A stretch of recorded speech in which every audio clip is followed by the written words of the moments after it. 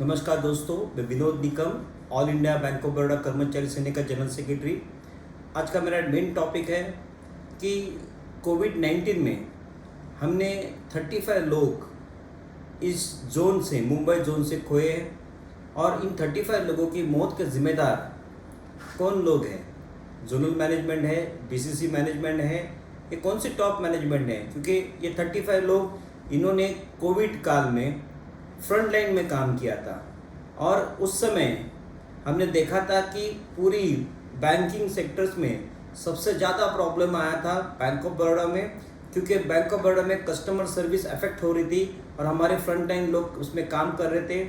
और वो front line लोग जब एक्सपायर हुए, जब उनको कोविड हुआ, तो उनके फैमिली में भी एक दो लोग एक्सपायर हो गए। ऐसी हालत में उन्होंने काम किया। लेकिन आज टॉप मैनेजमेंट ये सब भूल चुकी है। They are only under pressure कि बिजनेस ही सब कुछ है। वो विजिट भी करते हैं ब्रांचेस में तो सिर्फ बिजनेस के लिए करते हैं। बीसीसी से प्लानिंग डिपार्टमेंट बताया जाता है कि मैन पावर प्लानिंग के हिसाब से यहाँ पे शॉर्टेज ऑफ स्टाफ नहीं है, एक्सेस ऑफ स्टाफ है। लेकिन आप देखिए ब्रांचेस में आज 3 लोगों में, 4 लोगों में 300 या 400 लोगों को मतलब कस्टमर्स को हैंडल किया जाता है। ऐसी हालत में आज के टाइम में अगर हमें ये देखना है कि बैंकिंग सेक्टर्स में बैंक ऑफ बड़ौदा में 35 लोगों की मौत हुई है। आईबीआई ने बताया था कि इन 35 लोगों में से ये सारे जो लोग हैं 35 लोगों को फास्ट ट्रैक में लिया जाए। लेकिन आप देखिए बीसीसी में जब सीवीओ, चीफ विजिलेंस ऑफिसर्स का सेक्रेटरी एक्सपायर हुआ था सेकेंड वेव में, उनके सेक्रेटरी जो तो ऑफिसर थे उनको तुरंत जॉब दिया गया। लेकिन आज 3 साल हो गए हैं, हमारे लोगों की डेथ होने के बाद इनको जॉब देने के लिए बैंक के पास टाइम नहीं है। बैंक के लिए सिर्फ टॉप एग्जीक्यूटिव्स के अगर कोई मतलब रिलेटेड कोई ऑफिसर्स या कोई स्टाफ एक्सपायर हुआ है, उनके लोगों के लिए या बीसीसी मैनेजमेंट में कोई एक्सपायर हुआ है, उनको तुरंत जॉब दिया गया है। ये सारा चीज़ बताता है कि बैंक ऑफ बड़ौदा की टॉप मैनेजमेंट को हमारे लोगों के प्रति कुछ भी मतलब सहानुभूति नहीं है।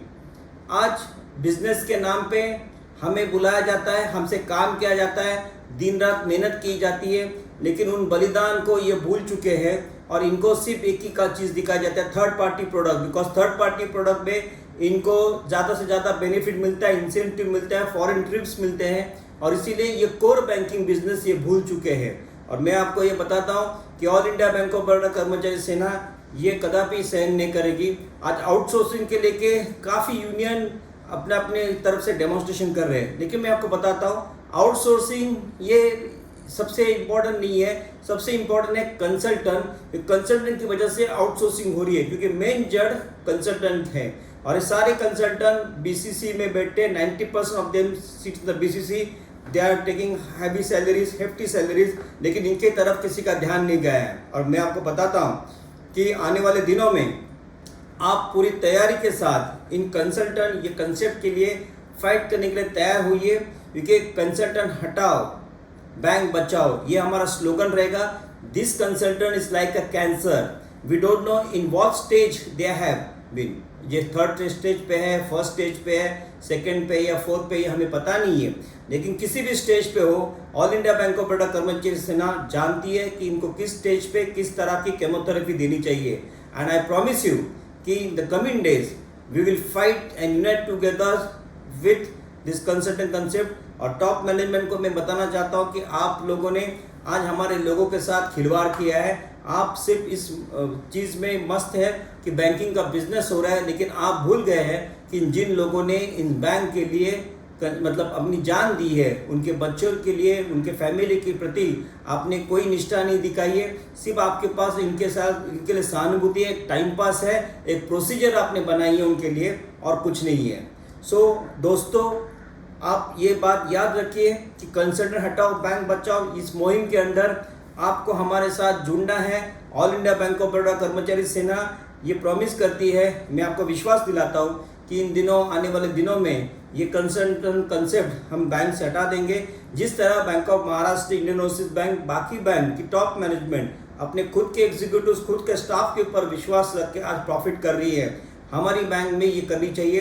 कुछ साल पहले हमारे बैंक में MD x MD and CEO जय कुमार जी ये कंसल्टेंट के रूप में आए थे। आपने देखा होगा नतीजा क्या निकला, और फिर बाद में फिर ये कंटिन्यू रहा। आज लाखों में करोड़ों में इन कंसल्टेंट को सैलरी दी जा रही है, जो हमें कदापि सहन नहीं कर सकते। क्योंकि अगर कोई बाहर का आदमी आके हमें यहाँ पे कोई मतलब चीज़ बताएगा जिसको इसमें एक्सपीरियंस नहीं है, इनएक्सपीरियंस चीज़ है, और हमारे एक्सपीरियंस टॉप एग्जीक्यूटिव्स जो है वो उसके हाथ के नीचे काम करेंगे। देखिए हमारी बैंक की इंटरनल बातें होती है, अगर हमारे बीच अनबन होती है तो कोल्ड वॉर होता है, हम बैठ के सॉल्व कर सकते हैं। लेकिन हम कदापि ये बर्दाश्त नहीं करेंगे कि कोई भी कंसल्टेंट आके यहाँ पे मिसबिहेव करे, हमें यहाँ बताए कि इस तरह बिजनेस करना है। बर्डन से अच्छी तरह जानते हैं कि we know how to do the business, so no need to tell us how to do the business, we are capable of doing it.